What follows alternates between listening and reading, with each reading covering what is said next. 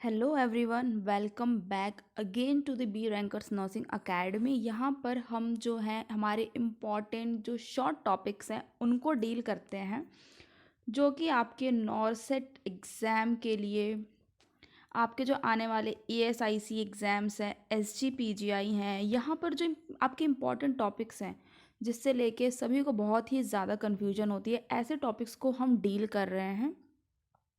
और साथ में हम MCQ सीरीज़ भी हमारी चलती है। तो सेशन को स्टार्ट करने से पहले I would request you all to please subscribe the channel, and if you found the video informative, like and share it.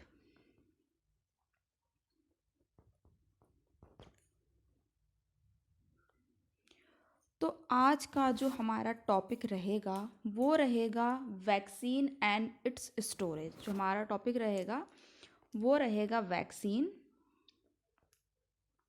And it's storage. तो ये जो टॉपिक है वैक्सीन एंड स्टोरेज, ये बहुत ही ज़्यादा बच्चों को कंफ्यूज करता है कि कौन से टेम्परेचर पे किस वैक्सीन को रखना है, फ्रिज में कौन से लेवल पे किस वैक्सीन को रखना है, कैसे एडमिनिस्टर करना है, कौन सी वैक्सीन जो है वो किल्ड है, कौन सी वैक्सीन है वो लाइव है, कौन सी वैक्सीन किस तरह की वैक्सीन्स हैं।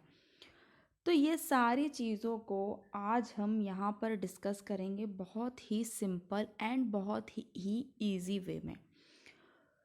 सबसे पहले हम क्या टॉपिक डील करने वाले हैं, हम डील करने वाले हैं वैक्सीन एंड इट्स स्टोरेज। तो क्यों ना सबसे पहले हम ये देख लें कि वैक्सीन होते कितने टाइप के हैं। तो सबसे पहले मैं आपको बताऊंगी टाइप्स ऑफ वैक्सीन।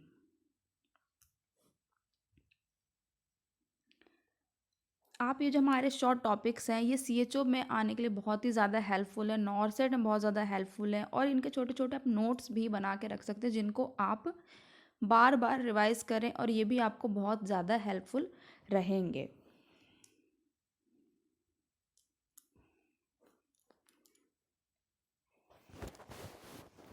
तो टाइप्स ऑफ वैक्सीन में फर्स्ट हम लेंगे लाइव वैक्सीन। लाइव वैक्सीन क्या होती है? वैक्सीन्स ऐसी वैक्सीन्स जहाँ पर हम माइक्रो ऑर्गेनिज्म को मल्टीपल कल्चर से और मल्टीपल ट्रीटमेंट से गुजारते हैं, और वहाँ पर ये जो वैक्सीन है उसकी डिज़ीज़ कॉज करने की क्षमता जो है वो ख़त्म हो जाती है। लेकिन जब वो मरी हुई माइक्रो ऑर्गेनिज्म बॉडी के अंदर में जाते हैं तो हमारी बॉडी जो है वो एक्टिवेट हो जाती है कि हाँ कुछ तो बॉडी में आया है और इसके अगेंस्ट हमें एंटीबॉडीज़ को बनाना है। तो what I said in live vaccine, कि लाइव वैक्सीन के अंदर हमें क्या करना होता है, जो बैक्टीरियाज हैं वो इस फॉर्म में होते हैं कि वो बॉडी के अंदर डिजीज़ कॉज नहीं कर सकते हैं, बट हाँ वो इतने भी वीक नहीं होते हैं कि वो इम्यूनिटी को डेवलप ना कर पाए। मतलब बैक्टीरिया जो है एक बहुत ही वीक फॉर्म में वैक्सीन बना के बॉडी के अंदर एडमिनिस्टर करते हैं जिससे वो डिजीज़ ना कॉज कर सके तो सिर्फ इम्यूनिटी को डेवलप कर सके।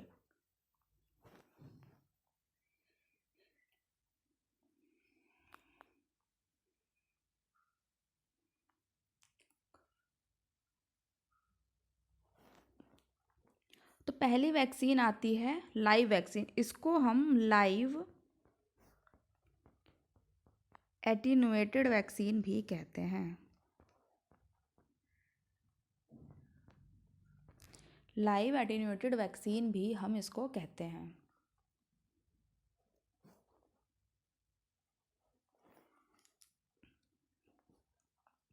सेकेंड वैक्सीन जो आती है वो होती है हमारी किल्ड वैक्सीन।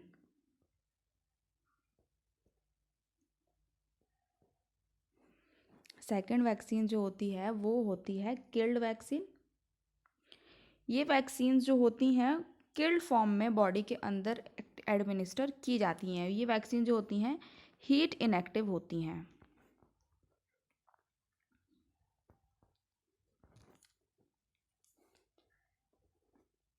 और जो हमारी थर्ड वैक्सीन है वो होती है टॉक्सॉइड वैक्सीन।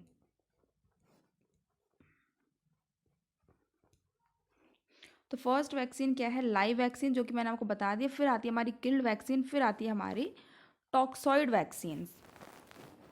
तो यही 3 तरीके की वैक्सीन्स होती हैं जो हमारे पास होती हैं अवेलेबल। अब इनको याद कैसे करें कि लाइव वैक्सीन में कौन सी वैक्सीन्स होती हैं, किल्ड में कौन सी होती हैं, तो उसके लिए हमारे पास एक छोटा सा निमोनिक है। फर्स्ट आएगी हमारी लाइव वैक्सीन। फर्स्ट हम डिस्कस करेंगे लाइव वैक्सीन को। लाइव वैक्सीन के लिए हम एक निमोनिक यूज़ करेंगे, boy love the crime. Boy love the crime जो है, ये हम निमोनिक यहाँ पर यूज़ करेंगे। B for BCG, O for OPV, Y for yellow fever,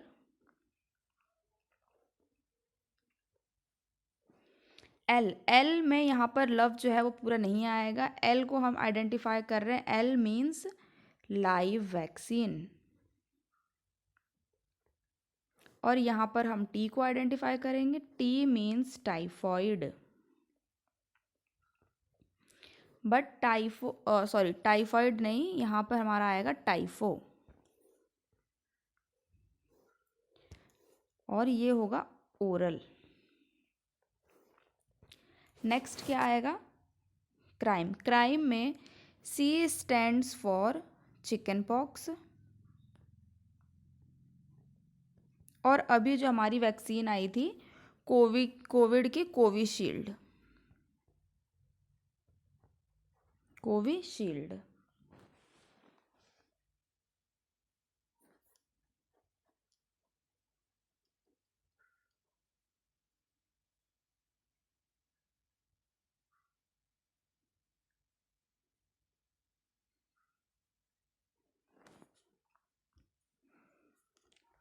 R for rubella.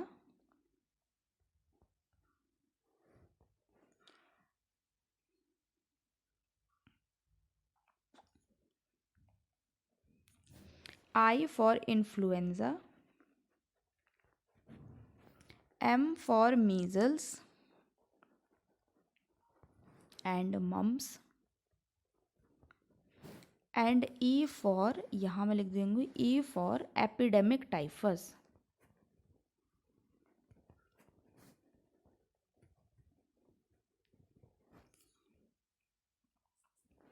तो हमने क्या देखा, लाइव वैक्सीन को याद करने का निमोनिक है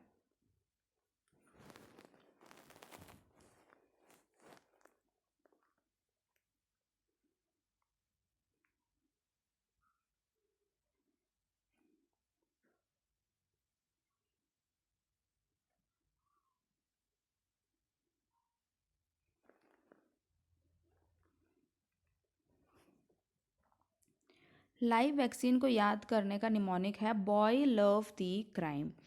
B for BCG, O for OPV जिसको हम पोलियो कहते हैं, Y for yellow fever, L for live vaccine, T for typho, and crime में C फॉर आ जाएगा हमारा चिकन पॉक्स। बट जब से कोविड आया है उसमें हमने कोविशील्ड को भी ऐड कर दिया है। R for rubella, I for influenza, M for measles और mumps, E for epidemic typhus.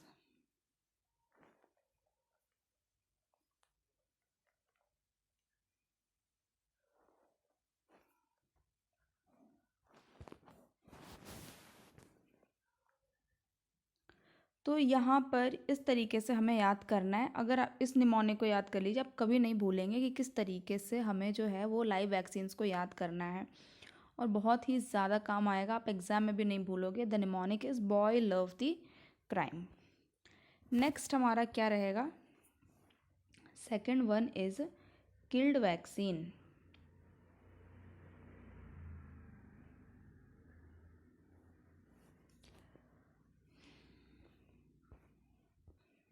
तो हमारे जो 2 नंबर पे जो टाइप आता है वो होता है किल्ड वैक्सीन। किल्ड वैक्सीन में क्या होता है, जो बैक्टीरियाज हैं हमारे पास, जो वायरस हैं हमारे पास, उनमें हम केमिकल का ट्रीटमेंट दे के माइक्रो ऑर्गेनिज्म को पूरी तरीके से मार देते हैं, और जब वो हमारी बॉडी में जाता है तो वो एक्टिवेट करता है।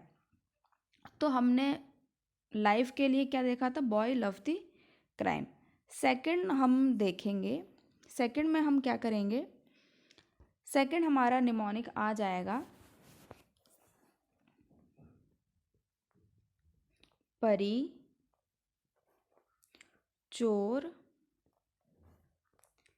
थी दिल्ली में। ओके, परी चोर थी दिल्ली में, ये निमोनिक हम यूज़ करेंगे किल्ड वैक्सीन के लिए। तो पी फॉर पे थोड़ा हो जाएगा IPV। OPV क्या होता है, oral polio vaccine, and IPV क्या होता है, intravenous polio vaccine. A for आ जाएगा हमारा hepatitis A and hepatitis B।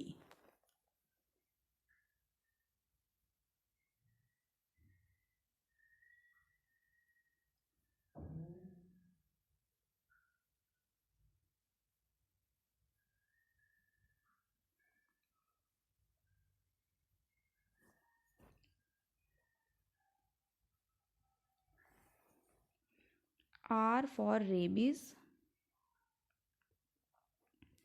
I for influenza. अब आप कहोगे इन्फ्लुएंजा वहाँ पर भी था, इन्फ्लुएंजा यहाँ पर भी है, बट यहाँ पर इन्फ्लुएंजा जो है वो किल्ड है। नेक्स्ट क्या है, चोर। चोर में हम C को आइडेंटिफाई करेंगे, C फॉर कोलेरा एंड कोविड-19 की जो वैक्सीन थी। उसके बाद आएगा T for typhi, and Delhi में हम आएंगे D में आ जाएगा हमारा diphtheria, pertussis and tetanus, DPT। Okay, तो हमने सेकंड को क्या याद किया, परी चोर थी दिल्ली में, that is the killed vaccine. परी चोर थी दिल्ली में। P for IPV, A for hepatitis A और hepatitis B, R for rabies, I for influenza. चोर मीन्स कोलेरा और कोविड-19, एंड द टाइफी दिल्ली में diphtheria, pertussis and tetanus.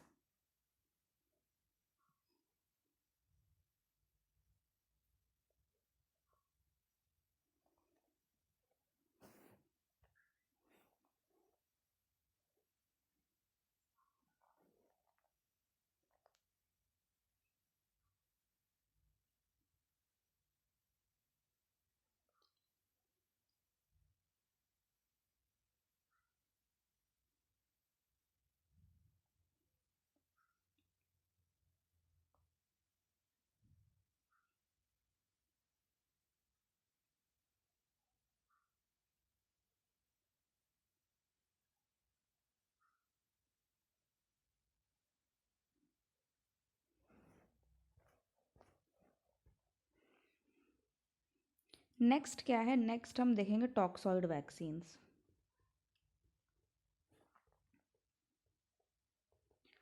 Toxoid vaccine में रहेगा तेरा दीवाना बनूंगा, तेरा दीवाना बनूंगा, ये हमारा निमोनिक रहेगा। आई नो कि निमोनिक्स बहुत ही फ़नी है, बट ये आपको याद रहेंगे, आपको डिस्टर्ब नहीं करेंगे एग्जाम में कि निमोनिक क्या था। तो टॉक्सॉइड वैक्सीन में रहेगा तेरा दीवाना बनूंगा। इसमें क्या रहेगा, टिटनस, डिप्थीरिया एंड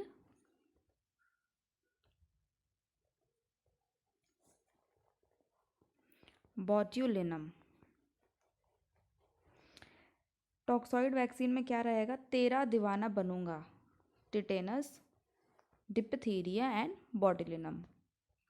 ये क्वेश्चन एग्ज़ाम में आया हुआ है, इसीलिए मैंने आपको लिखवाया है, वरना मैं यहाँ पर इस चीज़ को नहीं लिखवाती। तो ये हो गई हमारी तीनों वैक्सीन, लाइव, किल्ड और टॉक्सॉइड। लाइव में आपने देख लिया boy of the crime, killed में हो गया परी चोर थी दिल्ली में, और ये हो गया हमारा टॉक्सॉइड तेरा दीवाना बनूंगा।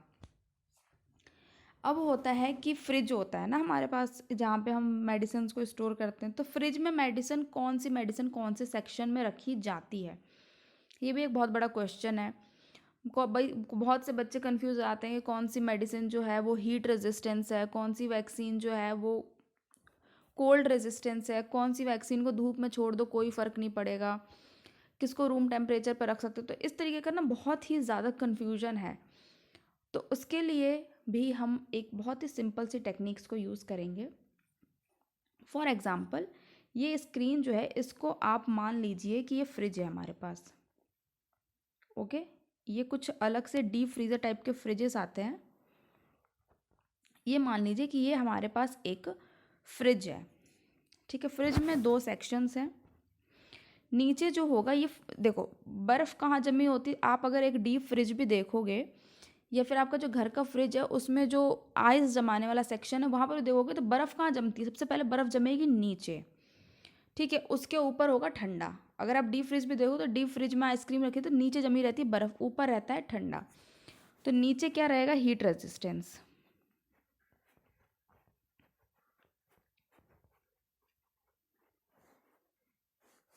या फिर हम इसको कह सकते हैं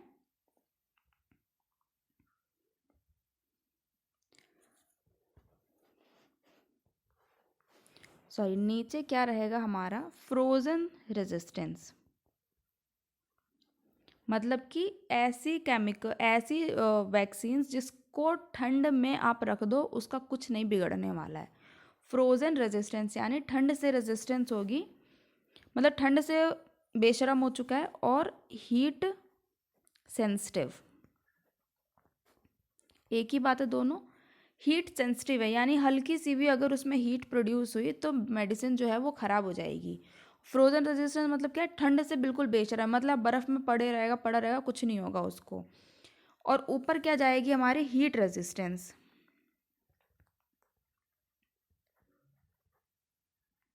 हीट रेजिस्टेंस में क्या होगा कि हीट से मेडिसिन जो है वो ख़राब नहीं होगी।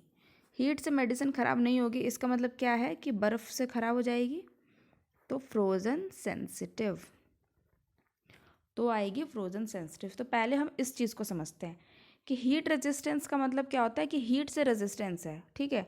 हीट से कोई फ़र्क नहीं पड़ेगा, तो कोई चीज़ जिसको हीट से फ़र्क नहीं पड़ रहा मतलब कि वो ठंड में ख़राब हो जाएगी, तो फ्रोज़न सेंसिटिव। और फ्रोज़न सेंसिटिव मतलब, अब देखो फ्रोज़न मटर्स होते हैं हमारे पास, ठीक है। फ्रोज़न मटर मतलब कि उसको कितने भी बर्फ़ में रखे रहो ख़राब नहीं होती है वो, तो वो फ्रोज़न रेजिस्टेंस हो गया। लेकिन अगर उसको आप ले जाके धूप में रख दोगे तो वो कुछ ही देर में ख़राब हो जाएगी, तो वो हो गया हीट सेंसिटिव। उसके बाद क्या आएगी, हीट रेजिस्टेंस। हीट रेजिस्टेंस है जैसे मान लीजिए कि आपके पास कोई फ्रूट है, उसको आपने बाहर रख रखा है तो वो चीज़ ख़राब नहीं होगी। मान लीजिए पपीता का एक बेटर एग्जांपल, पपीता है उसको आपने बाहर रख रखा है तो वो ख़राब नहीं होगा। लेकिन उसको ले आके आप उसमें डाल दो, बर्फ़ की सिल्ली में डाल दो, तो आप देखोगे वो गल जाएगा। तो वो इस तरीके से यहाँ पर मेडिसिन्स जो हैं वो वर्क करती हैं। तो फ्रोज़न रेजिस्टेंस यानी हीट सेंसिटिव मतलब कि ऐसी दवाइयाँ जो हीट से बहुत ज़्यादा सेंसिटिव है, तो हल्की सी भी धूप लगी, हल्की सी भी टेम्परेचर अप एंड डाउन हुआ और वो मेडिसिन ख़राब हो गई, तो वो आ जाएगी हमारी ओपीवी, ओरल पोलियो वैक्सीन, और दूसरी आ जाएगी हमारी येलो फीवर। फिर उससे ऊपर आएगी हमारी मीज़ल्स, ठीक है। फिर आएगा हमारा बीसीजी, आईपीवी। इसके बाद आएगा पेंटावेलेंट, जिसके अंदर आपकी हेपेटाइटिस बी इंक्लूडेड होती है, और डीपीटी और या फिर टीटी। तो देखिए मतलब कि सबसे ज़्यादा हीट सेंसिटिव होती है ओपीवी। अगर ओपीवी नहीं है एग्ज़ाम में तो आपको याद करना है येलो फीवर, येलो फीवर नहीं है तो आपको याद करना है मीज़ल्स, मीज़ल्स के बाद प्रायोरिटी जाएगी बीसीजी, बीसीजी की प्रायोरिटी जाएगी आईपीवी, आईपीवी के बाद प्रायोरिटी जाएगी पेंटावेलेंट या फिर हेपेटाइटिस बी, इसके बाद जाएगी डीपीटी एंड देन टीटी। इसका मतलब क्या है कि आपने अगर OPV vaccine, oral polio vaccine जो है, उसको अगर आपने फ्रिज में रखा हुआ है तो वो कभी ख़राब नहीं होगी। लेकिन अगर आपने उसको फ्रिज से निकाल के कोल्ड चेन को मेंटेन नहीं किया तो वो मेडिसिन तुरंत ही ख़राब हो जाएगी। इसके ऊपर वैक्सीन वाइल मॉनिटरिंग के छोटे छोटे टैग्स भी आते हैं, वो हम आपको नेक्स्ट सीरीज़ में बताएंगे। उसके बाद क्या है, मान लीजिए कि ये टीटी की वैक्सीन है।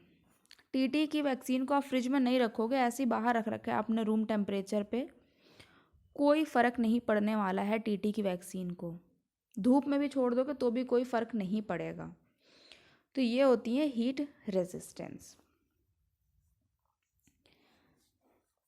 और इसमें है डीपीटी, मतलब कि, और देखिए यहाँ पर ये जो हैं ये आपके मिडल ऑफ द फ्रिज में रहते हैं, मिडल ऑफ द फ्रिज में रहेंगे। ये जो वैक्सीन्स हैं ये एक नॉर्मल टेम्परेचर मेंटेन करते हैं, इनको एक नॉर्मल कोल्ड टेम्परेचर चाहिए, एक नॉर्मल हीट टेम्परेचर चाहिए। ओके, तो फ्रोज़न रेजिस्टेंस या फिर हीट सेंसिटिव बोले हम, जो कि हल्की सी भी हीट लगते ही ख़राब हो जाएगी, वो होगी ओपीवी।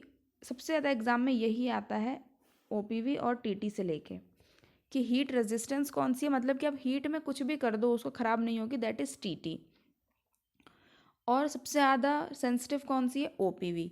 तो ये इस तरीके से एग्ज़ाम में एक आता है। तो ये एक छोटा सा चार्ट है, मतलब ये आप फ्रिज समझ लीजिए, डीप फ्रिज, उसमें आपको प्रायोरिटाइज़ करना है। एग्ज़ाम में क्वेश्चन आ जाए तो आपको इस तरीके से इनके बेसिस पे वो करना है। तो आपने क्या देखा कि हमारे पास 3 तरह की वैक्सीन्स होती हैं, लाइव वैक्सीन, किल्ड वैक्सीन और टॉक्सॉइड वैक्सीन। लाइव वैक्सीन वो होती हैं जो माइक्रो ऑर्गेनिज्म वीक फॉर्म में बॉडी के अंदर इंसर्ट किए जाते हैं, और इसका निमोनिक है boy love the crime. Next है हमारा किल्ड वैक्सीन, जो कि माइक्रो ऑर्गेनिज्म को पूरी तरह से मार दिया जाता है।